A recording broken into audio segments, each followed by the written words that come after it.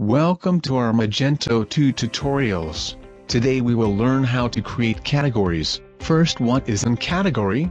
Before you add products to your catalog, you need to establish the basic category structure of your catalog. On the admin sidebar, tap Products.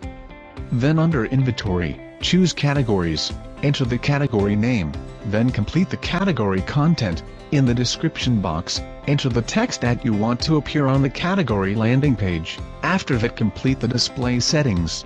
Set display mode to one of the following. Next, expand the search engine optimization settings section. Complete the following metadata for the category. Use the filters to add products to the category. Finally, complete the design settings. Choose the theme that you want to apply. Use the calendar to schedule the design update for a specific time period.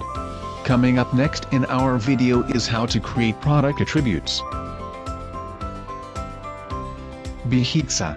Connecting applications, automating processes,